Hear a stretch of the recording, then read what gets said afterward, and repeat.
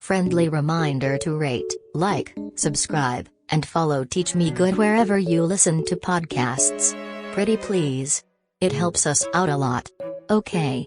Now that you've done that, go check out our Patreon where we're trying to save up to talk to Tony Hawk via Cameo. Plus you get lots of perks like a mug. And exclusive episodes. Love you. Enjoy the episode.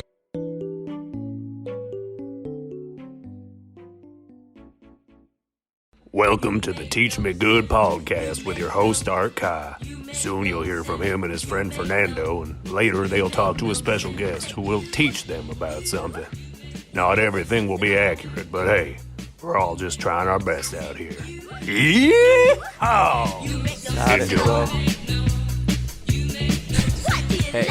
Hey, what's up? We're back from one of our other wacky episodes. Wacky adventures we go on. Yeah. I've been getting 50% on Wordle. I feel real stupid. Like, what do you mean 50%? Like, you are hitting 50% of the words, or you Yeah, getting 3 out of 6? 50% of the words. I think yesterday's word was dodge, and for some reason I tried hodge, podge, lodge. But I'm gonna be honest. Hodge and podge, those are some reaches. Those were some. Because lodge was the first. Podge. I put lodge in, and it was like every letter except for one. I think the first letter, right? Yeah. And I was like, it's hodge, and that was my first. And I was like, no, it's podge. Well, no, I mean the New York Times. I mean the Wordle has really been wild now lately. So that would not have been a crazy guess. I think. No. You know. I think when the word is dodge, and you have every letter except the first one, and you immediately jump to hodge and podge, you have a problem. Yeah. Yeah, I feel like every time we start recording, we have some kind of technical difficulty every single time. Yeah, but we're just gonna push through. I think it's fine. Oh, we pushed through it, baby. We back. I think the biggest technical difficulty that we're gonna have to push through is you being hungover right now. No, just outing you. I'm gonna be honest though, guys. Look, you can't. I don't know if you can see the camera, but I'm pretty. He's grooving. I'm pretty loosey goosey. He's loosey goosey. I'm loosey goosey. Well, speaking of Wordle, have you tried today's Wordle? I've not. I usually do Wordles at 11:30 p.m. Just because I like the idea that it will disappear soon if I do fail, and I don't have to stare at the. Well, I will say I did today's Wordle at midnight today, I guess. Yeah. And it's a hard one today. It's a hard one. Not gonna lie. I did it in 3, but I want you to know this is not a normal word. I didn't go to college. Anyways, guys, this is not what the podcast is about. Yeah, we are back. Only. Me and Art are happy to talk about Wordle. That's another episode. Today we are talking don't want to talk about Wordle ever. Oh, okay. So, but I do want to talk about something more elusive, a little more coy, a little more hidden between the shadows. No, ninjas. They probably know martial arts. Martial arts? Ninjas. I feel like I was pretty on it, if I'm being honest. Hey, you're close. You're getting there. Yeah. I feel like you can see why I made that leap. Anyways, we're talking about ninjas today, which is everybody's favorite topic. My favorite movie of all time, Ninja Assassin. Watched it Thanksgiving 2010. I think that's mine's Ninja Kids. Have you seen that movie? I've not. Oh, it's I think there's 3 of them. No, it's 3. There's 3 of them. There's also 3 movies. I like these white kids playing ninjas. Ooh, so we're gonna talk about like Beverly Hills Ninja. I'm in. Yeah, it's just Tommy Boy, but with a little bit of ninja in it. Yeah, a little bit. I've never seen that movie. I remember the cover so vividly. Just Tommy Boy like floating through the sky, doing a karate chop type thing. I do feel like every Chris Farley movie is the same movie. And he just does a slight twist. So you have Tommy Boy, you have Beverly Hills Ninja, you have Black Sheep, all the same movie. David Spade plays the same exact character. Mm-hmm. They're all there. Who's between you and me? Who's Chris Farley and who's David Spade? Oh my god! I feel like you're the Chris Farley. I feel like sure, but I feel like neither one of us fit that template either. I feel like neither one of us fit a Chris Farley or a David Spade. David template. Spade. If anything, I feel very David Spade all the time. I feel like neither one of us are wacky and big enough to be Chris Farley, and neither one of us are sexy enough to be David Spade. To David Spade. Yeah. Yeah. But who, between you and me, who's Sasuke and who's Naruto? Ooh, I feel Going like back I'm. to ninjas. This bothers me now. I feel like I'm not. I feel like I'm Sasuke. Is what bothers me. Yeah. I feel like that's the clear. I feel like you are obviously Naruto. You're this unbridled optimism and just smiling all the time. You're always just so annoying. A lot of times you'll reach out to me in the morning. You'll be like, "Sup," and I'm like, "Leave me alone." Or this is like actual conversations that help me. I'm like, "What do you want?" Right. And then I spend most of my life gathering a group of friends to go find you. Yeah. Yeah. Like, because you're always disappearing for some reason. I feel like so much of our friendship art is you reaching out to me, like putting your arm out to be my friend, and you're like, you're my guy, and I'm like, all right. Yeah. And I'm so aloof, and it doesn't make any sense because you are like, one of my close. You're like wrapped up. You're wrapped up with like your family problems and stuff. You're wrapped up with like a bunch of other things in your mind that you can't like actually focus on like the present friendship that you have with your family. We just worked through why I hate Sasuke. It's because I hate myself. You see too much of yourself in Sasuke. Yeah, that's insane, dude. Yeah, that's insane. But you seem like the type of dude who would have like a Naruto headband and would wear it around the house for fun. No. Well, this podcast is officially bad now. We can't really lean into our... Naruto headband. That's ridiculous. Art. That's insane. Why would you say that? I would never wear a Naruto headband. One Piece all the way, baby. As you wear a Dragon Ball shirt, which I love, by the way. Also, I guess not ninja related, but anyway. They know martial arts. They know martial arts. But do ninjas actually know martial arts? That's like my real question. I mean, we're going to talk to this dude. We're going to talk about it today. Yeah. Who, this guy, I don't know him, but he has a very popular YouTube channel. He talks a lot about. What is ninjutsu? Yeah, I guess we'll ask him. What's ninjutsu?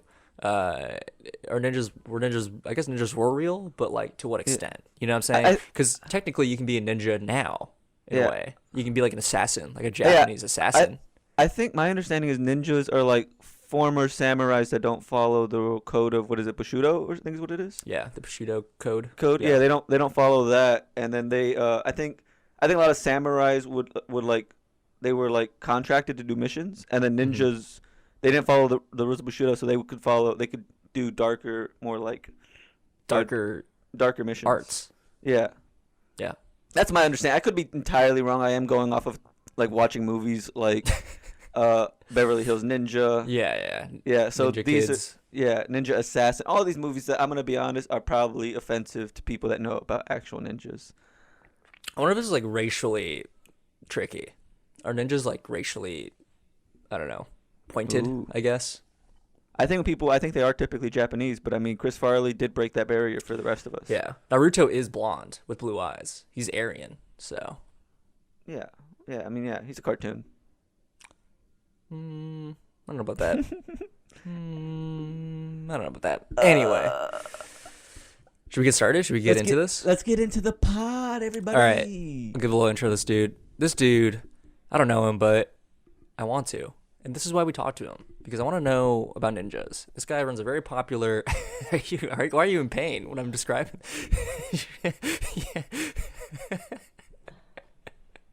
You look like you're dying over there. What's going on? Anyway, this dude, very popular with the ninja YouTube community, I suppose. He has a bunch of videos about ninja history. I'm excited to talk to him. He also knows a lot about samurai stuff, so I think it'll be interesting. He's also a white dude, which I think is even more fun. And I think I'm going to point it out, hopefully, to him, if I'm not like afraid, which I might be. Yeah. So we'll see. I'll point it out. But dude, you're Caucasian. First thing I say to him, what the heck, dude? Yeah. You're definitely not Japanese. And then First he pulls out like question, a Japanese ID. He's like, actually. He's like, you should know that my great grandmother was a immigrant from Japan. And we're like, all right, dude. Okay. All right. Then we just cut him off and we just finish it off ourselves in this pod. All right, let's talk to him. Enjoy this episode with Antony Cummins, everybody. Everybody. Great name. Great name, Antony Cummins.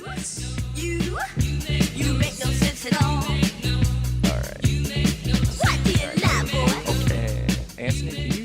read that thing I sent you? Yep. Hi, my name's Antony Cummins, and I'm going to teach Art and Fernando about ninjas so they can justify buying ninja stars. Look, I've been wanting ninja stars ever since I was a kid. I used to, I don't know if this is going to relate to you, Antony, because you're not from the States, but I used to dream about taking those AOL online free discs and carving them into ninja stars and throwing them at people. What? That's do you know why that's why they banned them? Those like CD-ROMs that they sent out in the mail because people were carving ninja stars into them and throwing them at people. It's like a thing that happens. Well, Yeah. I can one up you on that one. Okay. In United Kingdom, they banned. They're not ninja stars, but we'll talk about that. They banned throwing stars permanently, sure. all metal ones, everything, because people were taking them to soccer matches and throwing them at each other. Oh and, my God. Like people were getting stuck in with shuriken and everything. So they banned that. And Teenage Mutant Ninja Turtles in the UK is called Teenage Mutant Hero Turtles. They're not allowed to use the word ninja. Really? So the UK Yeah, is very anti-ninja. They're not anymore because, in fact, the first time shuriken reappear. So the Japanese word is shuriken. Okay. Sure. The first time shuriken reappear is the Last Samurai with Tom Cruise.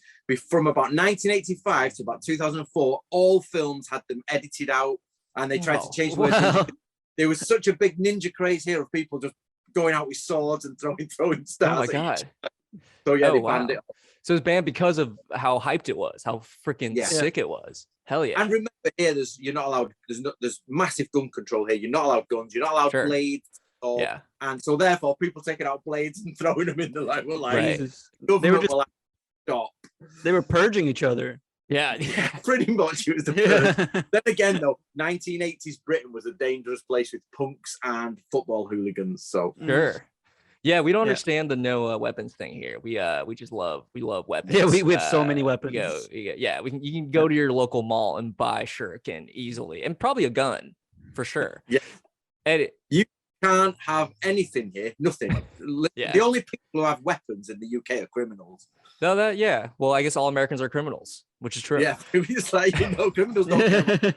That's why they're criminals, you know what I mean? Yeah, that makes sense. Anyway, Antony, tell us about your relationship with ninjas. How did you become this dude on the internet known to have all this knowledge about ninjas and the history of them?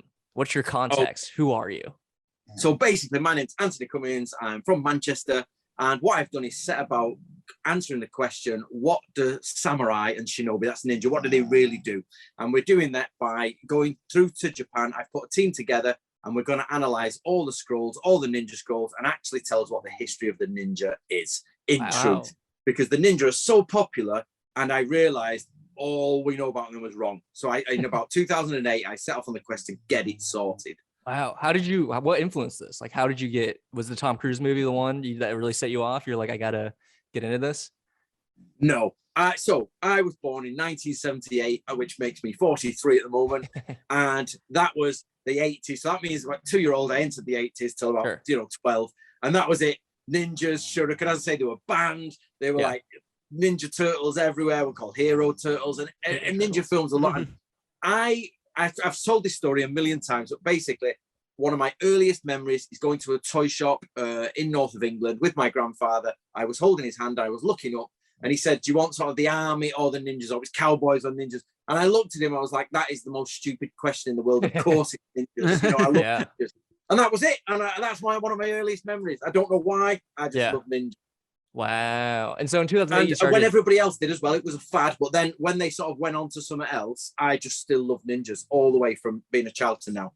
Cool. And since I guess since 2008, you were just researching them, just like finding out who they were, what they did, all that stuff. So, well, what happened was I went to university in the year 2000 and I did my bachelor's degree in ancient archaeology and ancient history and archaeology.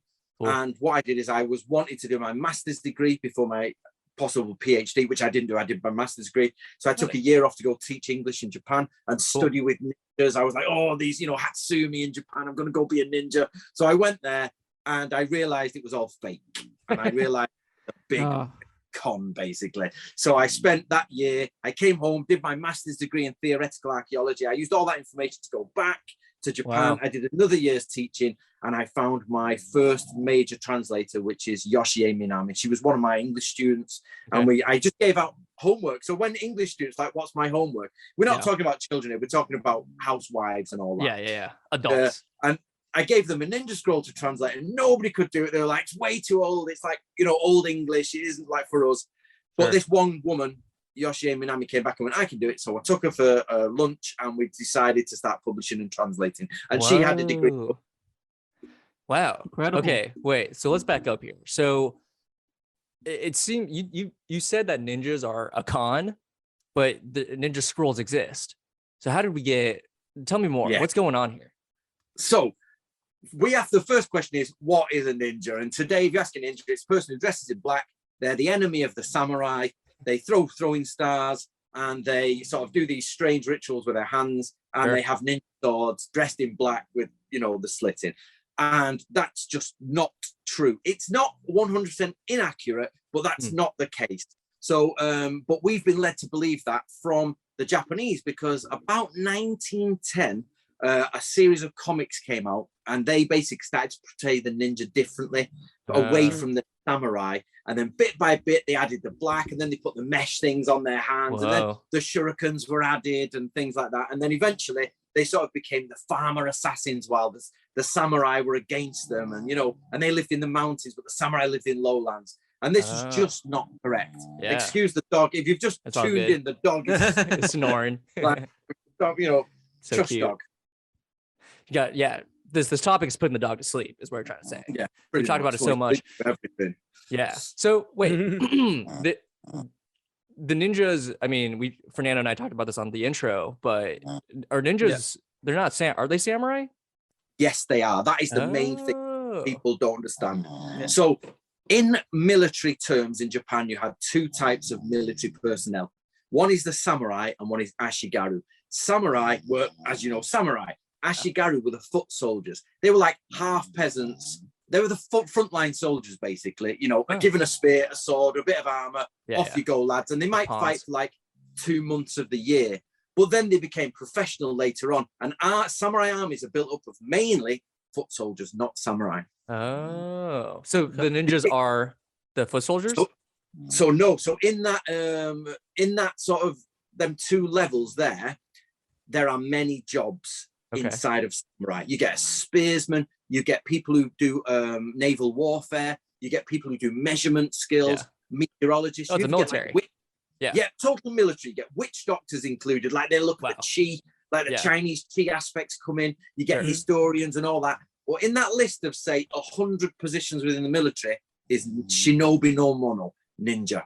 So the term, you might have heard shinobi. Yeah. So ninja or ninja and shinobi no mono are the same Chinese characters. Oh. It's just in Japan, you have two ways to say it. Yeah. Okay. And are these like actual assassins? Like, were they actually like stealth assassins? So this is another problem that kicks up. So basically you've got these samurai armies. I mean, imagine you've got like 1,000 lads on the field of battle ready to go. There might be like 4 or 5 of them who are shinobi trained. Okay. And their job is divided into 2 aspects. One is basically spying. They dress as normal people and go and spy everywhere. Okay. The other one, so they're definitely like your classic spies. And the other one is commando military, like paint your face black, jump through the jungle, knife people and carry on. Wow. So when people say, are ninjas assassins, that is a trick question, because we are leaping to a conclusion.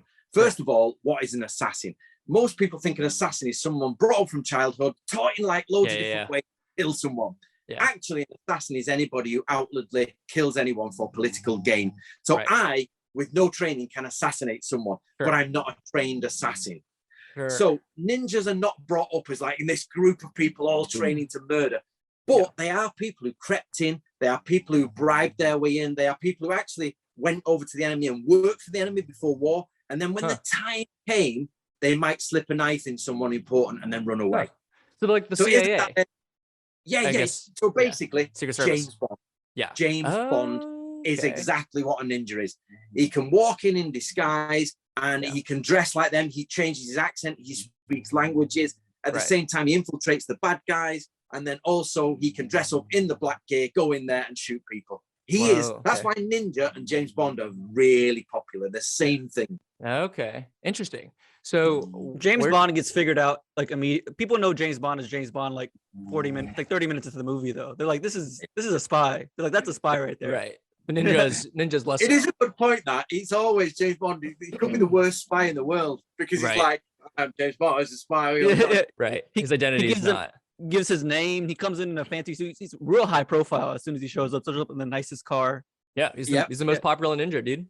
People just and to know be honest, you've hit the nail on the head there, Fernando, because the old ninja scrolls, the Bansen Shukai, actually says those ninja which are famous in our land are not very good because they shouldn't be famous, but they're famous because they're so good at doing it. So it's a bit of a problem for James Bond. Yeah, he's too good, so he's famous, and therefore he's no good because he's famous. Right. Yeah.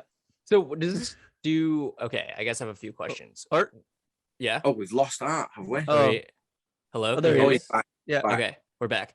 A few questions. One, how do the scrolls fit into all this? What are these like? Are these just like books basically about these soldiers? I suppose. Like, what are these scrolls? So what happens is basically the samurai from about the year 1350-ish, roughly about the mid 1300s to about the 1600s, go through periods of war. So we find very little written literature on military things between that period because everybody is just living it. They are out there fighting, they're on parade, every sort of year they're going on campaign, so there's little writing. But in Japanese history, at the year dead on 1600, the Tokugawa clan actually take control. So what happens is there's peace. So all military aspects start writing down their traditions. So everybody starts to write down, and that includes the ninja. So when you go to Japan, there's tens of thousands, hundreds of thousands of military scrolls, but only a very small, rare selection are ninja scrolls written by ninja telling you what they used to do. Oh, cool. So what do these, like, do they just like talk about like their lives or just like their military tactics? Like what are in these scrolls? Just like literally their day to day? Like I'm trying to like get a sense of like, so the main one is this one, guys. It's basically called the Bansen Shukai, and it means many rivers come into one ocean, and it's that thick. Cool. That's the most popular ninja scroll. It's the biggest ninja scroll, and what it does is it takes you through all the aspects. So basically, to be a ninja, it says you have to have a good background with your family. Don't come from nowhere, so people know you're not going to be disloyal. Mm-hmm. You have to be able to work closely with the Lord, so you know what he thinks and he knows what you're thinking. Mm-hmm. You've got to be able to learn how to dance, do the tea ceremony. You've got to learn all the different arts, different military arts, martial arts, especially things like crossing rivers, moving through mountains, magnetic like Navy compasses, SEALs. And of course arson and languages and climbing, castle structure, all these types of things. So to give you one example, there's a tool to cross a moat. So you've got a certain type of ladder that will go across a moat. And then they would take a bow and arrow with a string on it, and they would put like a tar on the head. And even though they could be shot by arrows, they've got to be able to track the moon. So they know when the moon's at the darkest. Whoa. They go underneath the turrets and they shoot the arrow up with the string. And then what they do is they tie a knot in the string, pull that sticky arrow down so it doesn't lock in, go back without getting shot, and then they measure the rope and say, and then through trigonometry, they'll work out the projection for arrows. Yeah. And that's just one in like thousands of skills that they have to do. Whoa. Yeah. So they're just like really good, well-trained soldiers. They're literally just like these elusive, sleuthy soldiers. It also sounds like a position for the privileged, because you said they had to come from a well-known family, which means it's like have money. Like rich kids could become ninjas, but like a little classist, if you ask me. Yeah. Well, to be honest, this is where it mixes between the two, the foot soldier and the samurai. And you're right again, is basically the foot soldier ones are the guys who go in there, probably dagger in mouth, start, hitting people and killing people. But those who've had a really high education can write. And remember, literacy is not massive. It's big in Japan. So they're the ones who are doing secret codes and writing out. So if you've not got a good education, you can't do those things. Yeah. So it was actually, and one of the reasons you got to come from a good family, or the point here is that a lord they used to do double crosses. So if you have ninjas double crossing each other all the time, you need someone whose family has been a generational retainer. So the chances of them double crossing you are really high. Low. Yeah. Really low. Yeah, really low. And you've got a high chance that they will absolutely be a safe bet. Right. But this is where the problem is samurai armies, they used to have ronin. Now, most people know what a ronin is, don't they? Masterless samurai. Mm-hmm. And this idea that, they had no master and they would commit suicide. That's also false. What used to happen in the old days, they just go round and be hired out to different armies. So some of the shinobi were hired in as newcomers, and some of them were, generational retainers. So one had a high chance of turning on you, and one had a low chance of turning on you. And you had to sort of balance. You did it. So it was a constant game of who is on whose side. Yeah. And if you get it wrong, that's where we come back to the assassination. Somebody might just slip a knife in you. With breakfast, somebody might just kill you then and be gone. So are clans a thing? I guess ninja clans. There's like secret society ninja clans. Is that a thing? Is that or is that just all marketing? Well, it's just marketing, but it's not wholly wrong because all samurai clans are secret clans. So each clan. So, for example, there's two terms here. There's the Sengoku period, which means the warring period, and the Edo period, which is the peace period. And if you can get something from the Sengoku period, it's cool because they used it in war and it was absolutely, really being used. Sure. And back then, they even had a samurai family that was dedicated to speaking the Dutch language. Whoa, okay. The Dutch were trading with them, and we had Jesuits. You people spoke Italian, and this idea that Japan was isolated is only in this later Edo period. Before that, there's tons of people going over there and chatting and trading. The Chinese are there. The Southeast Asia are there. Everybody's mingling. Yeah. So in all of the clans or all of the families, one of them is probably dedicated to the arts of the ninja. Oh, how do we know that? So somebody will do some. Sorry. How do we know that there is one that is probably related to just ninjas? Because you sort of they'll say, for example, of Iga, the Hattori family were renowned for passing on ninjutsu. And we know in Wakayama, the Natori family. So one's Hattori and one's Natori, and they passed it on. And the Fujibayashi. But there's also, so this is where it gets complicated. Across Japan, you probably have certain people specialized in ninjas. Well, first of all, it's a logistic thing. You can't all be specialized in ninjas. They need boat builders. Right. A doctor. Yeah. But there's two places called Iga and Koka, which are famous. And that's where the myth of the ninja clans come from. Because those two places have about 50 or so families in each one. And they are absolutely dedicated to ninja. They just do ninjas. And they all are the best at ninjas. Wow. But again, it's sort of the more traditional idea of ninja, less so like the modern idea of like the marketed idea, right? Yeah. Okay. But is there like a code for ninjas? Like there is like a way to like a moral code? Like how do they operate? Right? Well, yeah, actually, the surprising thing is they say to be as truthful as possible all of the time. Okay. Because when you need to lie, people need to believe you. Yeah, that's true. That's what I do. That's exactly what I do. So, is that what you do? You're a ninja. You come from a bad family, Fernando. I don't know if you can. I could not be a ninja though. I do not come from the high social class. Yeah. No pedigree. Nope. That would allow me. I don't have the pedigree to be a ninja. No, maybe your family though. Maybe your kids. Maybe my socioeconomically climb to be educated enough to calculate the trajectory of an arrow. That's then you insane. can maybe. Yeah, that is crazy. Anyway, so when is this? You said in the 1910s is when like they started to really market the ninja as like the modern day ninja, I guess. That was like that's the of it really, because basically samurai, the world of the samurai ended in around 1868. So basically from about 1868 it started to decline. So basically the Last Samurai, you've both seen the Last Samurai, haven't you? Yes. I actually have not seen that movie, but I know it. Really? I know it. I've not seen it. So basically, Tom Cruise is there at the end of the samurai, and that's the end of the samurai. And from that point, in the late 1800s, all the ninjas end, and the sort of samurai sort of come to it.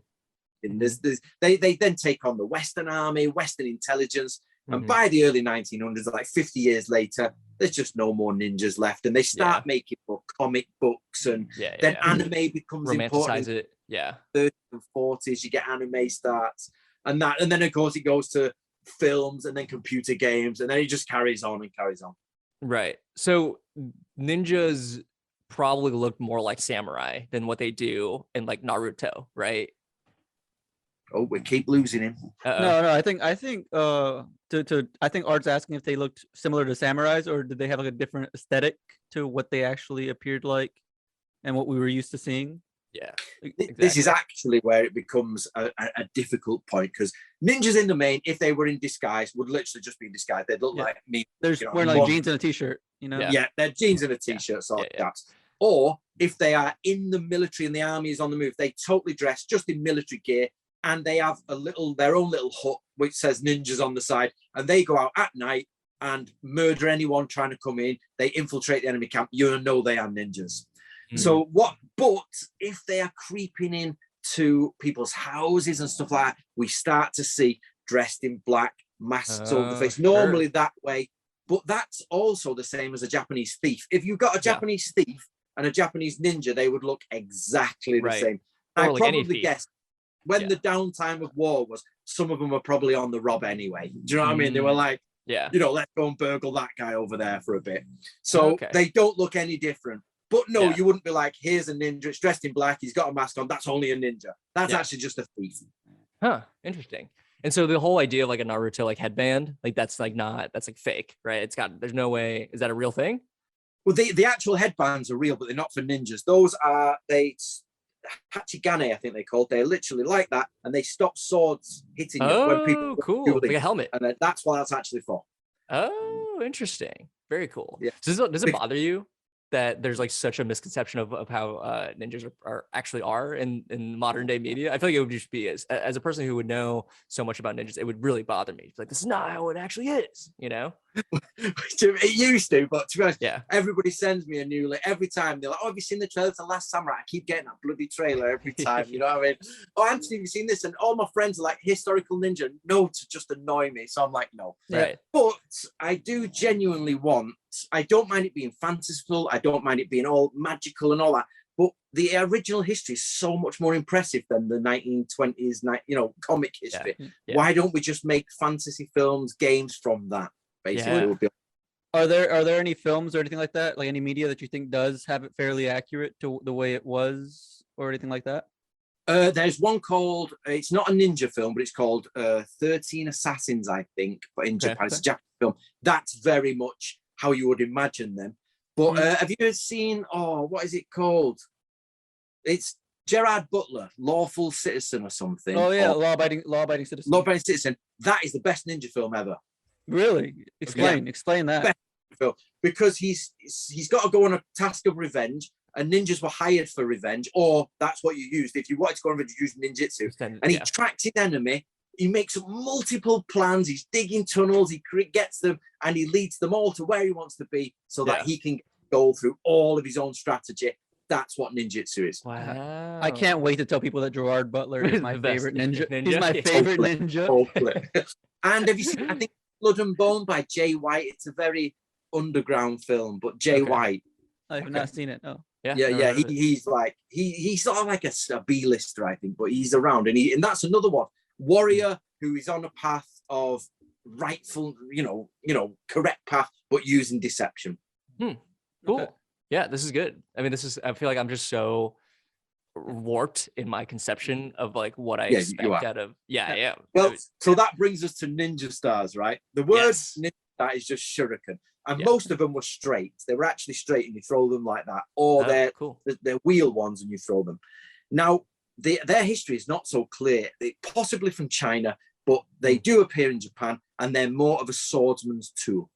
So swordsmen, when they're about to fight, would throw at the enemy and then draw their sword and go to attack them. It's like a distraction or something. Yeah. Okay. Sort of distraction. We only have one solid reference out of thousands of pages. We have one solid reference of a ninja using a throwing star, and it's probably as a marker. Every 108 meters, which is Woncho in Japanese, use a marker. Wow. There is nothing else on it really. There's like what? That's crazy. Thing. Yeah. But we tracked this, and a man called Dr. Stephen Turnbull from Leeds, England, he actually tracked, it was about 1950 that the ninja and the shuriken were absolutely connected in a comic or an anime on Japanese television. Okay. Yeah. Huh. Yeah. That's wild. So what other weapons did ninjas actually use? Right. So mainly is lots of Chinese gas sort of bombs, explosives, fire arrows. But on the whole, they're not weapons, they're tools. So they would use lots of rafts, lots of sort of, they don't use smoke bombs, but they do use, so weapons-wise, they use a hand grenade, which I always thought quite funny. They would creep up, throw a hand grenade through the arrow port and like sit like that. Goes. They're clay balls with shrapnel in and gunpowder, and they're wrapped in massive amounts of paper to give them pressure. But of course, flotation devices. So you had like animal skins that were flotation devices, underwater flippers, snorkels, all that sort of stuff is ninjas. Climbing tools, spikes. They're just like spies. I mean, they're less like their own thing, more just like spies, like old spies. I always translate them as infiltrators. So shinobi no mono as infiltrator or commando spy, because they literally do both. But they obviously learn how to fight though too. Like they have like fighting skills, right? Is there like a fighting style that ninjas learn? So here's the main problem. So I went to Japan to learn the fighting style of the ninjutsu. It was made up in the 1960s by a man called Takamatsu, and he made it up. It came to a man called Masaki Hatsumi, who taught it to, do you know Stephen Hayes? I don't think so. So probably not your generation, but Stephen Hayes in the 1970s and 80s was one of the most famous. Next to he was outselling Bruce Lee. You know, he's like there. He was the man who brought ninjutsu from Japan. But he literally got it from this man who made it up in the 1950s, 20 years before. And then the world went ninja mad, and that was it. There was ninja schools everywhere. But I tracked the history back, and it was like, it's all made up. Yeah, of course. So there is no specific, I have to be careful here, hand-to-hand combat fighting system specific to the ninja. None. Wow. But they do have tricks to get out of fight. So, for example, if somebody's chasing you and you're running away, one of the tricks is to hit the floor as hard as you can, lift your sword up and like sort of skewer people on it, or, you know, they would go over you. The other one is you let Chinese firecrackers go or somewhere else, so people think they're getting shot at, so you can escape. So there's that type of thing. But a ninja would absolutely be a good fighter if it was the right type of ninja. Remember, some are linguists. It might just be some little dweeby guy like who speaks 4 languages, you know. So I mean, he's the language ninja. And then you get this sort of Ashigaru, you know, foot soldier, teeth, knife in the teeth. I'm going to murder everyone ninja, who's just hard as nails. Yeah. Okay. Wow. Well, this makes sense. I guess like, I don't know why I thought ninjutsu was like an actual thing when really. Nope. You're not to blame for that. Ninjutsu is a real thing, but it's all the arts I've talked about so far. Deception, infiltrate, that's ninjutsu. But somebody, just before you guys were born, twisted it. Yeah. That's all. So would you say most ninjas never really saw combat? Because the way you're describing, it's like a lot of them were just like gathering intel or just like reconnaissance and stuff like that. So were most of them just kind of doing that, and there wasn't like a lot of actual battle amongst ninjas? I would say probably a high percentage were just information gathering. So probably it was really boring. But the only way I can describe it is, well, again, it's in 2 forms. So the frontline ninjas with the army probably saw loads of combat, more than the regular army. But the ones who went out before them, who were just chatting and coming back dressed as a merchant, they probably saw next to none, you know. Right. So it's a very you've always got to imagine, as the army, the center of the army moves forward, the front line is there, ninjas are here. Wow. And they're way behind the enemy line. So it might not see combat, but if you get found out, they'll cut your nose off, they cut your ears off. So it's like going to a South American cartel, going and getting a job in a cartel, and then halfway through another cartel having a war with them, murdering that guy and getting out alive. Wow. But people know that they're different dialects, words. That's how difficult it would be. Wow. Do you have any good like famous ninja stories that will put things in perspective, but also be realistic? You know, that's actually one of the problems we have is the word ninja was sort of established just before the period of peace. So we know it exists in the war, but we don't have any record of it in the war. Record. We just have people after the war saying, well, ninjas did this and we did that and this guy did that, you know, and so the main thing is one example that's given, it's not amazing, but one example is given is that one guy comes up to a ninja and says, I don't believe you ninjas are any good. And you try and steal my sword on this specific date. So he says, okay, we will do. So what he does, is he dresses as certain colors and certain place, and he says, right, I will get it before the end of the day. And it's a festival day. Mm-hmm. So what the ninja does is he has someone dress exactly like him. And at some point they switch over. And the other guy is constantly tracking this, what he thinks is the ninja in the background. Oh, yeah. But the ninja disguised himself as an old woman. And when they're doing like the water throwing at the festival and doing that, the old woman takes the sword out in the crowd and then escapes. And then he's stolen the sword. And that was him demonstrating how we use deception in ninjutsu. Yeah. Okay. Cool. So that's, I guess, like, I guess, do we lose Art again? No, that's amazing. Yeah. So they were just, that sounds kind of like just a master of disguise. It's kind of like Sherlock Holmesy. You know how he's always like changing his outfits to get more information and kind of get things out of people. It's very similar to the Holmes stories. Yeah. The more I hear about this, the more I'm just like, this is just like just normal, again, James Bondy type things, less flashy, just more like deception, gathering intel, CIA, Secret Service kind of stuff. You know, I'm gonna be honest. This sounds like more fun. This sounds like more fun to do than actual ninja, like the stuff that we learned about. Yeah, just like sneaking around and tricking people. Sounds like a good time. Well, also as well, what you have to add to this, though, this is where the other bit comes in, is they were pretty much into witchcraft, what you would consider witchcraft, and dark witchcraft. So we have white magic and black magic just as sort of ideas, but even in Japan they had what was considered magic for good and magic for bad, and they were horrific. The ninja, they were horrible. Is this where the hand gestures come in? Is this where people started thinking that was a thing? Well, those hand gestures are actually, so it's called kuji in, which is the hand gestures, and kuji kiri, which is that in the air. Now, this is an old, probably Taoist or Taoist protection grid, and it's Rin Hyo Tosha Kaijin Retsuzai Zen Aon, and that is just a spell from China, which sort of says, my warrior ancestors who are ghosts, come and protect me. So when people went up mountains or down scary paths, they would do it. And again, so the ninja did do that, but so did everyone else. That's like saying like chopsticks are used by the ninja, so it's ninja chopsticks. It's not, totally not. So it's like a prayer. The ninja sword, it's just a prayer. And that is, again, just prayers. But ninja magic is basically animal cruelty, animal sacrifice. So they would get a pit viper, a snake, pick it up, pit viper, get a pair of sort of tweezers or pliers and rip its teeth out. Whoa. And they would say magical spells while it was alive, just throw it away. And they would put them in their top knots. This is how we know they didn't wear masks. They had top knots, and they put these viper pins in their hair to sort of like, and that would make them invisible to the enemy. And they used to have talismans on them. And for example, if the moon goes through an eclipse, they would then sharpen a new hairpin and do a magical spell to get the darkness of the moon with them, all that type of thing. That's so cool. That's so cool.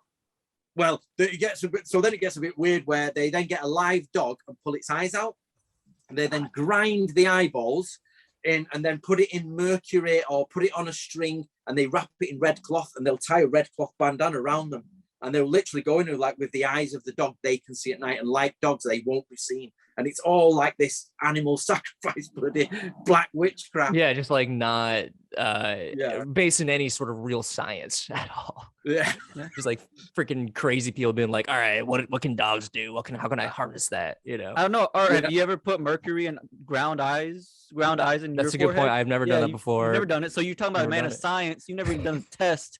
You're not a man of the scientific method. You're just trashing on their beliefs for no reason. Right. I'm hating for no reason. Yeah, that's a good point. We do actually find that in Jewish texts, believe it or not. Even Jewish texts say you should crush the eyes of something, put it here, and you will see demons. What? Wow. Yeah, and that's weird. Standard like Jewish, like it's across. It moved Middle East. Don't forget. Everybody forgets that Buddhism was in India, and it went all the way to Japan. Indian religion is in Japan. Sure. Through the line, so loads of trade was going in. So they had Catholicism, they had all this sort of stuff coming from there. So half of the Japanese stuff is actually from mainland Asia and India. Yeah, that makes sense. That's so weird. So you find things like you take a horse's skull, invert it, plant certain seeds in it, grow these, mix them, put the ointment on your face, and off you go. You're magical. So they're pretty. The ninjas were pretty into this, like this sort of black magic. Wow. I guess most people probably were right at the time. Yes, because at the same time you get samurai magic. So a lot of people forget that the samurai are absolutely medieval people. So first of all, a ninja is a samurai, more than likely. Right. And he is a above everything, a samurai is a headhunter. Mm-hmm. That makes sense. They're just killers. Are you with me? Oh, he's gone. I think. Yeah. So samurai is a headhunter? Okay. Samurai are headhunters. We all talk about headhunters in Africa and Indonesia. Everybody forgets to mention the Japanese samurai. That was their number one task, is get as many heads as they could. Mm-hmm. That makes sense. Yeah. Yeah, I like how this is all like very like realistic and not like. Oh, yes. So basically, samurai get paid by the heads that they bring back. Yeah. So when they invaded Korea, he said, just bring as many heads as you can. If you've got too many heads, then you start taking noses. Or lips. Oh my God. Yeah, or ears. So a samurai, brutal, dude. So basically, a samurai cuts a man's head off, and you know them strings they have on their swords. Yeah. Mm-hmm. Yeah. They take the head, that string, and they put it through the mouth. They pull it out of the neck, and they tie it to them. A little trophy. Or they have like a granny bag of heads that they take home. And if they've got too many heads, they start taking this, but they must take the mustache and the beard to show it's a man, or the eyebrows down to the nose to show it's a man, in case the samurai killed a woman or a monk. Damn, this is brutal. Because they were horrible blokes. They were horrible. Yeah, they say. I mean, this sounds not nice. This is bullying behavior. But to go back to you, I'm actually curious about your sort of. You went to Japan to like learn the way of ninjutsu. How disappointed were you when you like learned all the realistic things? Like, I bet that was like pretty life-shattering, pretty life-changing in a way. It was, but this is where everybody. So if you don't know, I'm sort of been at war for a decade with like all these guys online. Then I've got this website who hate me. There's a website dedicated to how terrible I am, right?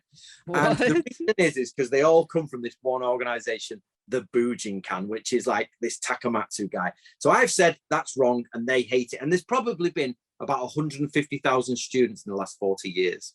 Okay. So, and there's a lot of money involved, and they hate it. So I personally was. What is this group? What is this group? What's this context for this group again?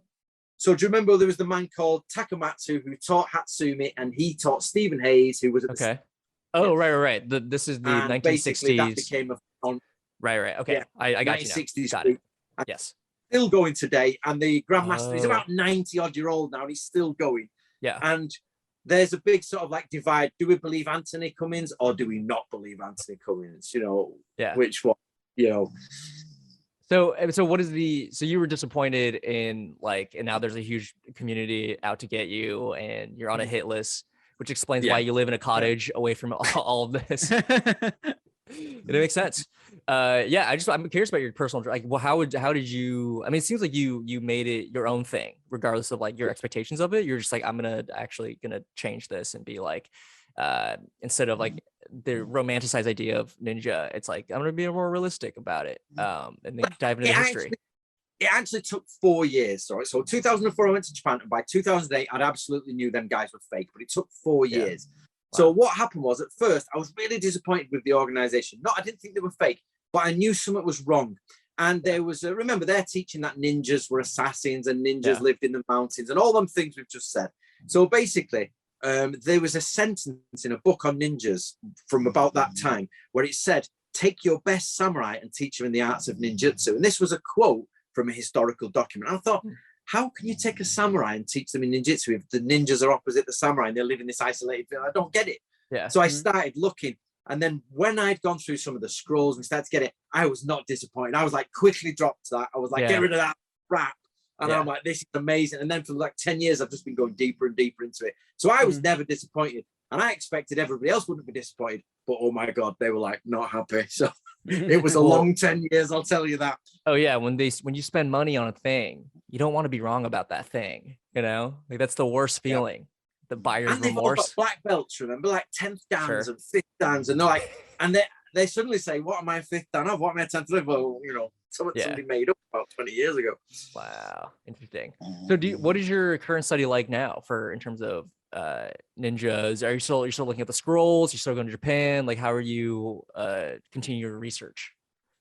So basically, the translators are still working, but it's gone much slower, and COVID has stopped me going to Japan. I've not been to Japan in about 4 years. I used to go every year for months.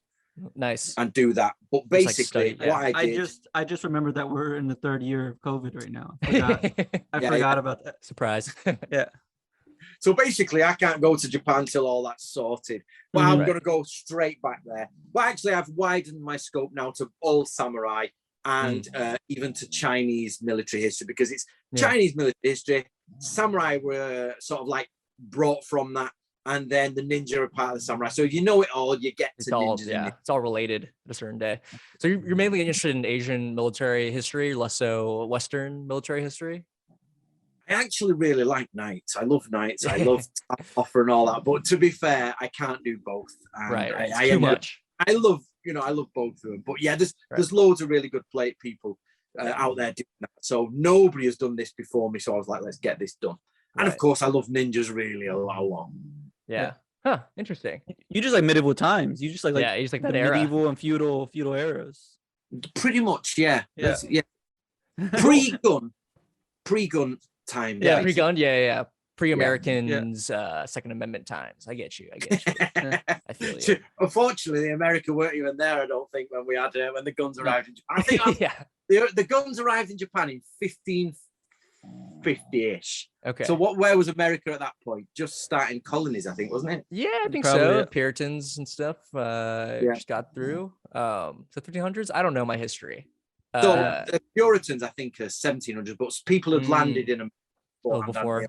Chris Columbus kind of situation. Yeah, that makes sense. So even the samurai had stopped before America even started. They were like, oh, let's do it. So Japan were actually the biggest manufacturer of guns at the time. Wow.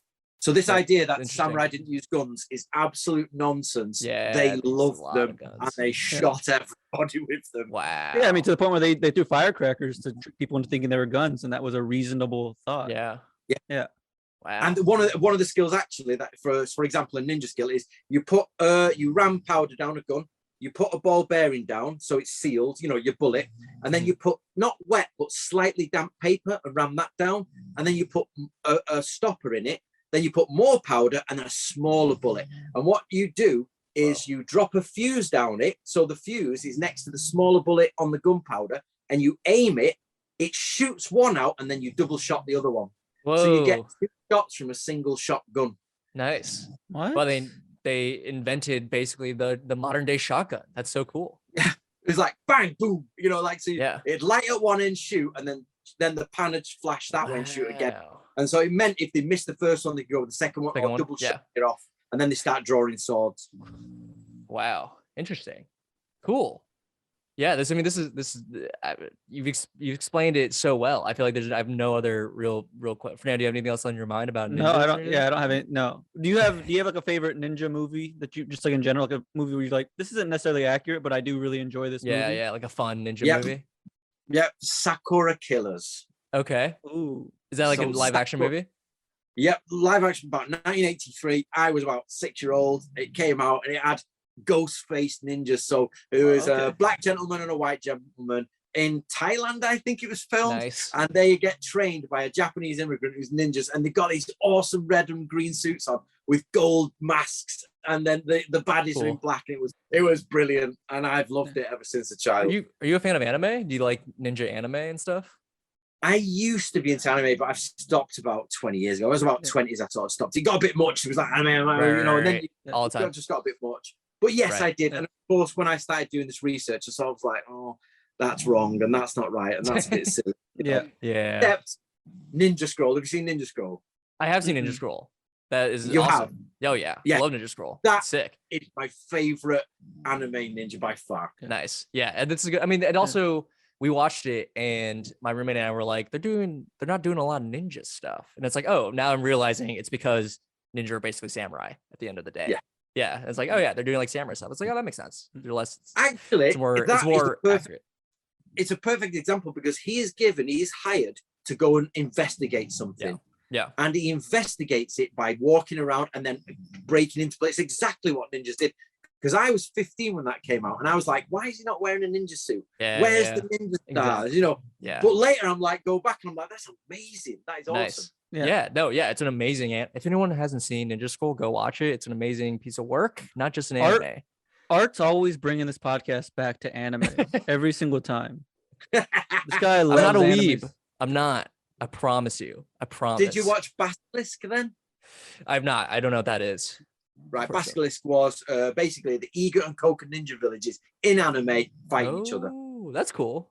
I Yeah, saw so- there's I mean there's so many, but there's a little one called Naruto. Have you heard of that one? I don't know if you've heard. It's a big one. I watched the first season and I was like, this is however, not, you know, it's fun, but it was like, all right, yeah, it's not. Yeah, I think that's like a culmination of years of ninja marketing, and here we are, just like Naruto. They're summoning giant toads and stuff. Yeah. The thing, it came in with James Bond. Ninjas first appeared with James Bond in You Only Live Twice in the book. Oh, okay. They then, I think 1962, the film comes out, so Sean Connery fights ninjas, and they actually say the word ninja in Bond. And then, do you remember, it was something called, I've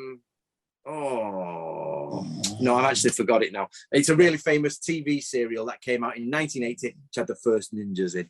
Wow.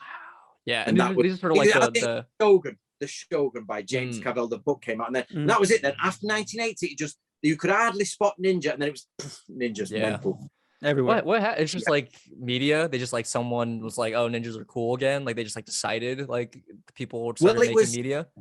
I think it came with James Bond, and people thought like, "Oh, a Japanese," but it never really kicked off beyond it was in a James Bond film. But it didn't become like common knowledge. Yeah. And then after this TV series called The Shogun, which was based on this James guy's book, that apparently kicked off the Japan boom in the West.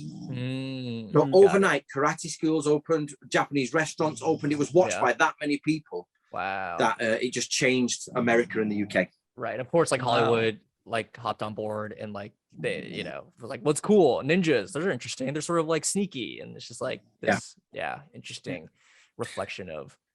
So I've been contacted by tons of games makers, but independent games makers saying, well, I help them. I've spent hundreds of hours helping people with games that have never come out.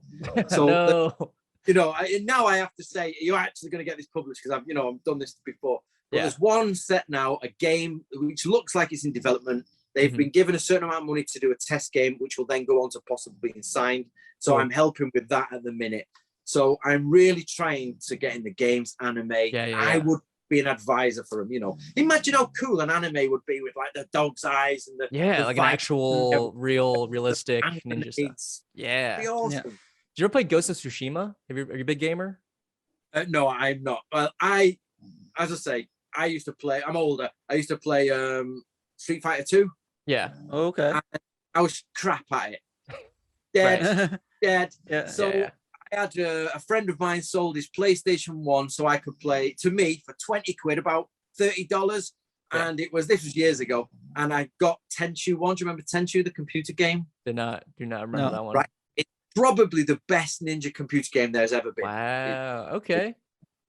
Ricky Maru, you dress as a samurai, you creep along the roofs, and you got it's 1999, I think it was. Yeah. Okay. So it's PlayStation 1, and that was it. I must have bought it and I must have played it for about an hour and a half. I was like, I give up on that.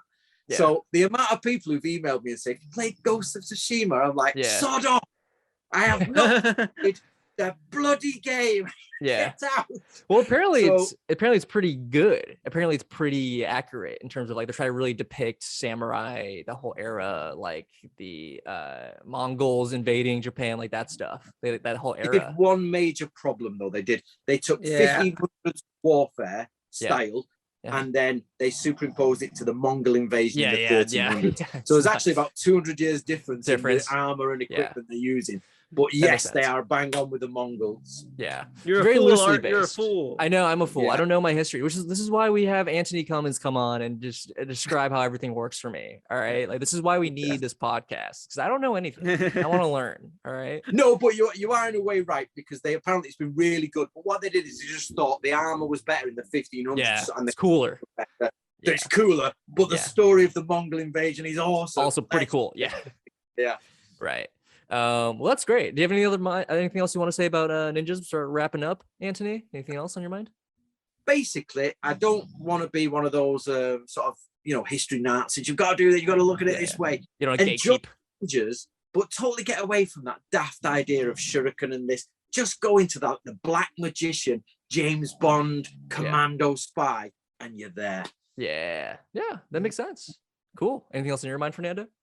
I'm good right now. Cool. Well, we have one more question to ask you, sort of a palate cleanse. Before I do that, Antony, where can we find you? What do you got going on? What do you have to plug? Mainly, you find my books on Amazon. So, for example, if you want to learn about ninjas, your best place to start is this Ninja Skills. Cool. It's basically, I've just created an illustrated guide for everyone. That's so cool. But so that's your opening one. But on the whole, I'm Samurai and Ninja History on YouTube, and just follow me. It's all tons of free content. Yeah. And I'll just keep you updated. Which is how I found him. Look up the documentary, The Man Who Killed the Ninja. Great. That's awesome. Again, that's where I found Antony. He makes great videos on the YouTubes, and I highly recommend it. Cool. Antony, we have one more question that we ask all of our guests, sort of a little palate cleanser. Can you please describe your perfect day? We're talking about 24 hours. You can do whatever you want, be anywhere you want. The only constraint you have is 24 hours. What are you doing? What are you eating? Who are you seeing? Like, what? Yeah. Describe your perfect day. I would say I used to be a sea cadet. I used to teach sea cadets and be at sea cadets, so sailing, stuff like that. Oh, okay. So so cool. Literally go to the boatyard, prep a boat to sail, go sailing. And I used to sail tall ships, the big pirate ships. Okay. What? So I would sail one of them. I actually used to teach the kids. So I sailed to Norway on the tall ship race. So I'd do, it was pretty good actually. It was a new 2008 tall ships race from Liverpool to Bergen, Norway. So cool. I did it. Antony, I do want to say, when I describe my perfect day, I do talk about sailing as well, because I've always wanted to learn how to sail. There you go. So I'm already so into this, everything you're saying. Please do go on. Yeah. Do it. It seems so nice. I'd do the sailing, I'd go out and I'd come back, and I would then have, so if you like sailing, there's the sound that every sort of sailor knows, and it's halyards hitting the mast. A halyard is the rope that goes up the mast, and it goes cling, cling, cling, cling, cling. And then you get the seagulls at the sea going squawking, and that sound is awesome. So 24 hours of that sound. Sick. And then at night, I would go and watch an AC/DC concert with Bon Scott, the singer. Nice. So he'd be resurrected. After I'd steak, I would then go to, I love heavy metal, so I'd then go to Rock World in Manchester. It used to be a big rock venue. Sure. And I'd hang out with Bon Scott and have a drink. Wow. I'd probably end up seeing a girl by the end of the evening, but no. Let's do sailing and AC/DC first. Yeah. Of course. Whatever. This is your perfect day. If you happen to see a girl, you happen to see a girl. If you don't, then what? You're having a great day anyway, right? Oh, actually, no. Audrey Hepburn would be on the right hand side. So again, resurrected from the dead.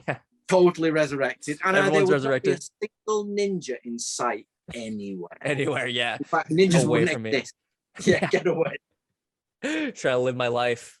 Don't do your black magic around me. Just trying to listen to AC/DC. That's amazing. That's an amazing perfect day. Yeah, Fernando, this sounds like your perfect day, Fernando. Like, that's something. My perfect day is I already know I don't know how to sail yet, but I've always wanted to learn. Yeah. And just like my perfect day would just consist of me on the open ocean sailing, like surrounded by the water. Because something about seeing just like water and nothing else just seems very peaceful and serene. And I feel like that's just beautiful. He yearns for that. I'm jealous that you know how to sail. Well, I'll tell you one thing, Fernando. At night, at sea, it is the darkest dark you have ever seen. Yeah. You're like at the edge of the rail. Like I did, it's called the TS Royalist was the ship we sailed by, square rig. So it's got the square sails. But one night we went past the Scottish Islands and the phosphorescence in the water were glowing. Whoa. And it was like some Disney film. So it was sick. awesome. But on the same trip, which is a problem, the water, it recirculates the water. That had failed. So we had no water and I had to brush my teeth in tea. The last of the tea I had, you know what I mean? And I was on, we were on a single tack all the way to Norway because the wind. Are you telling me everybody in the UK doesn't brush their teeth with tea? Is that something that they don't do? This is news to me. This is news to me as well. Pretty much. So and I from the tap with my nose on the face for about a week because we weren't going anywhere. So it was romantic and bloody annoying. Yeah, that's amazing. By the way, the English people do drink that much tea. Yeah, I believe them. All day. We love it. I mean, they love it. I'm also British. But anyway, Antony, thank you so much for doing this. This is a lot of fun. Yeah, thank you. This is awesome. Cheers, guys. Thank you. Yeah, go check out Antony, everybody. Thanks so much for listening. And we'll catch you guys on the next one. Thanks. You make no sense.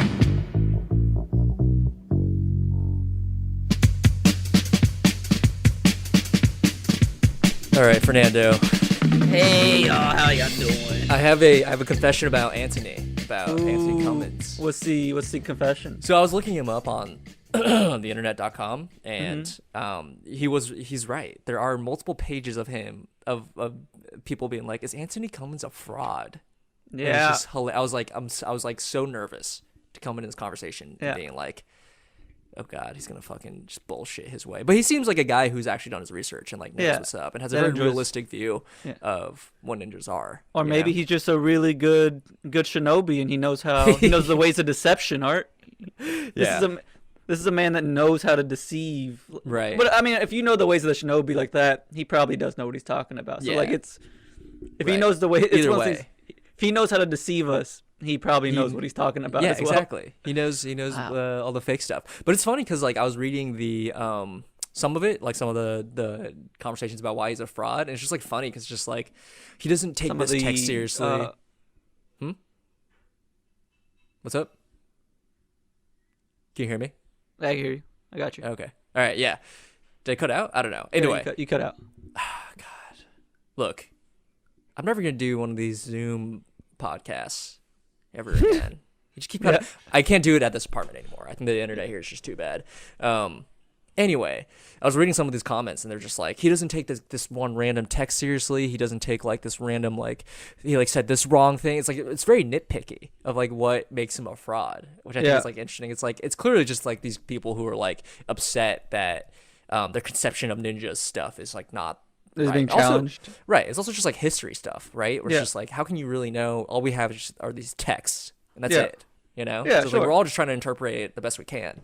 So it's just funny. It's just funny that I'm glad he brought it up because like there's a huge group out there trying to take me down. That's funny. That's why he lives in a cottage. I did like that. That's why he lives in a cottage. Yeah. I guess you missed that convo, but he was talking about how he loves isolation now, loves being secluded. Yeah. Well, it's just being with his dog. Beautiful dog. You didn't see the dog. It's a French bulldog. Beautiful. Had eyebrows. It's so cute. Anyway, ninjas are cool. I think you're right. They are like weirdly cooler.